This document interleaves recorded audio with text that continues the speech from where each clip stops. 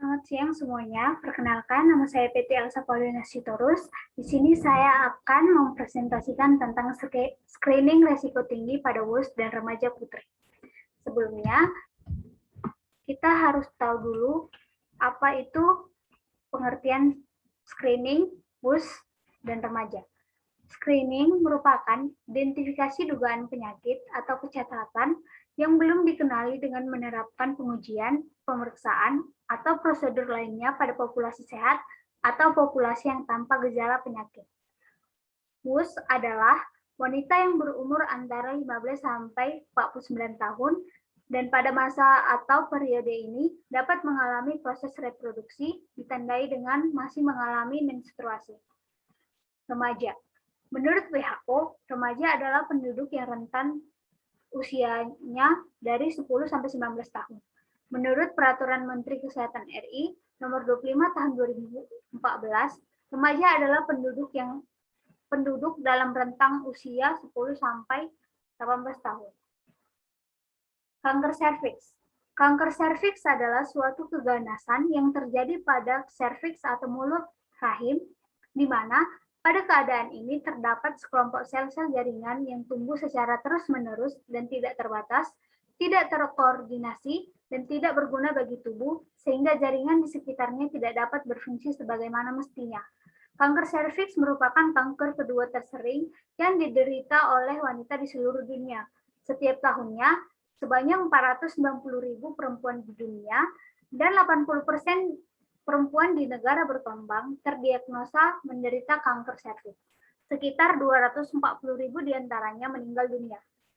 Menurut data International Agency for Research on Cancer, pada 2012 menyebutkan prevalensi kejadian kanker payudara sebesar 40/100.000 wanita dan kanker leher rahim atau serviks sebesar 26/100.000 wanita. Berdasarkan data Kemenkes RI tahun 2017, penderita kanker serviks di Indonesia mencapai 1.114.173 orang. Di Indonesia sendiri, setiap tahunnya terdeteksi lebih dari 15.000 kasus kanker serviks dan sekitar 8.000 kasus diantaranya berakhir dengan kematian. Ada beberapa faktor penyebab kanker serviks. Yang pertama itu HPV atau Human Papilloma Virus, yang kedua merokok, yang ketiga hubungan seksual pertama yang dilakukan pada usia dini, yang keempat berganti-ganti pasangan. Gejala yang ditimbulkan, yang pertama itu keputihan, yang kedua menstruasi abnormal, dan yang ketiga pendarahan vagina. Ada beberapa cara dalam pencegahan kanker serviks. Yang pertama, menghindari rokok. Yang kedua, memperhatikan bagaimana pencucian vagina. Yang ketiga, memenuhi nutrisi bagi tubuh. Yang keempat, tidak berganti-ganti pasangan. Dan yang kelima, hubungan seks yang aman. Sekarang kita masuk pada screening resiko pada WUS.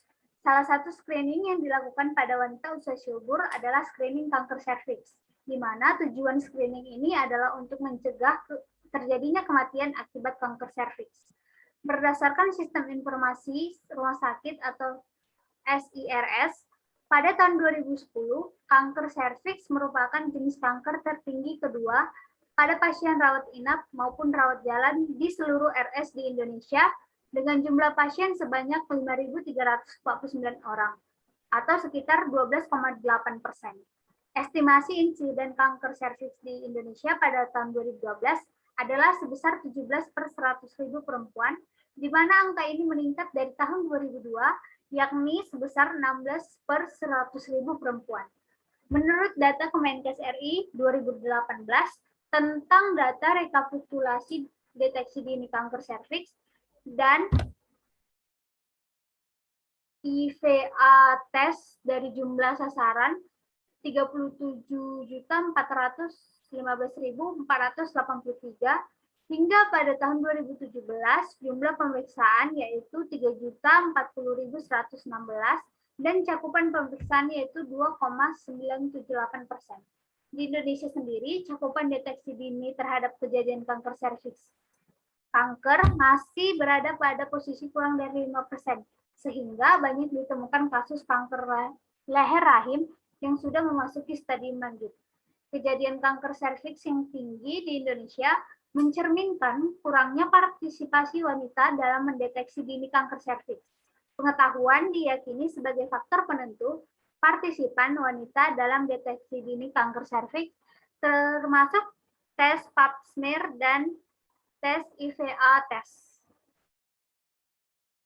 Ada beberapa metode screening pada kanker serviks.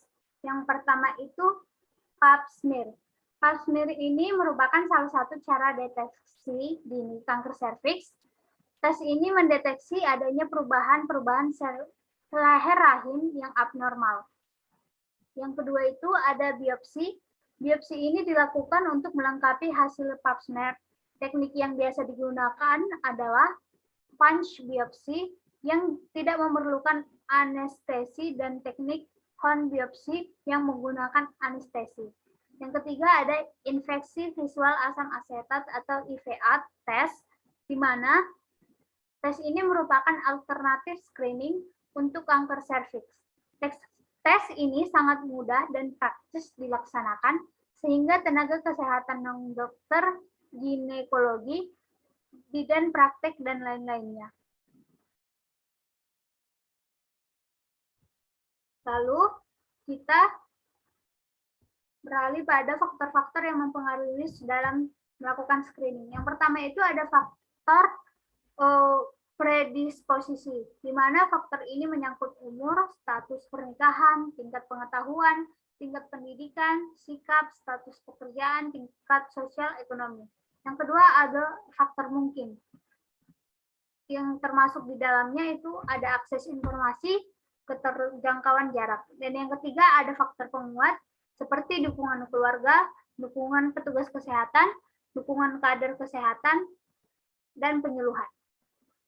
Setelah mengetahui beberapa faktor yang mempengaruhi WUS dalam melakukan screening kanker serviks, maka yang perlu diperhatikan itu yang pertama, bagi WUS yang sudah melakukan hubungan seksual, sebaiknya melakukan screening kanker serviks dengan rutin, sehingga tanda dan gejala kanker serviks bisa diketahui sedini mungkin. Yang kedua, bagi lingkungan tempat tinggal WUS, seperti dukungan suami, keluarga, teman dekat, dan kader, harus memberikan dukungan penuh agar lebih memberikan kepercayaan diri WUS untuk melakukan screening kanker serviks serutin mungkin. Yang ketiga, bagi petugas kesehatan, harus lebih sering dan kreatif agar lebih menarik dalam mengedukasi WUS untuk melakukan screening kanker serviks. Selain edukasi, petugas kesehatan harus memberikan pelayanan yang berkualitas pada WUS yang melakukan screening kanker, sehingga bisa bertukar pengalaman terhadap WUS yang belum pernah melakukan screening kanker serviks. Screening pada remaja putri. Anemia merupakan salah satu masalah kesehatan di seluruh dunia, terutama negara berkembang. Anemia pada remaja putri sampai saat ini masih cukup tinggi. Di Indonesia sendiri terdapat 21,7% penduduk dengan kadar hemoglobin kurang dari batas normal. WHO Regional Office Searo menyatakan bahwa 25-40% remaja putri menjadi penderita anemia tingkat ringan sampai tingkat berat di Asia Tenggara. Sedangkan di negara berkembang terdapat 370 wanita yang menderita anemia defisiensi zat besi, dengan 41% wanita tidak hamil, dan di India prevalensi anemia dari 45% telah dilaporkan untuk remaja putri. Di Indonesia, prevalensi anemia masih cukup tinggi. Menurut Diskesdas 2013, proporsi anemia menurut kriteria umur 5-14 tahun sebesar 26,4% dan umur 15-24 tahun sebesar 18,4%. Menurut kriteria jenis kelamin, laki-laki 18,4% dan perempuan 23,9%. Dan kriteria tempat tinggal di perkotaan 20,6% dan pedesaan 22,8%. Penyebab utama anemia sendiri pada remaja putri adalah remaja putri setiap bulannya mengalami haid atau menstruasi. Gejala yang sering ditemui pada penderita anemia adalah 5L, letih, lesu, lemah, lelah, lalai, serta sakit kepala dan pusing. mata berkunang-kunang, mudah mengantuk, cepat capek, serta sulit konsentrasi. Dampak anemia. Selain pucat, lemah, letih, pusing, anemia dapat menurunkan kemampuan dan konsentrasi belajar, menghambat pertumbuhan fisik dan perkembangan kecerdasan otak, dan meningkatkan risiko menderita penyakit infeksi karena daya tahan tubuh yang menurun. Pencegahan dan penanggulangan anemia sendiri pada remaja putri, yang pertama itu meningkatkan asupan makanan sumber zat besi, yang kedua fortifikasi bahan makanan dengan zat besi, dan yang ketiga memberikan suplementasi zat besi. Demikianlah yang bisa saya sampaikan, lebih dan kurangnya mohon maaf. Terima kasih, selamat siang.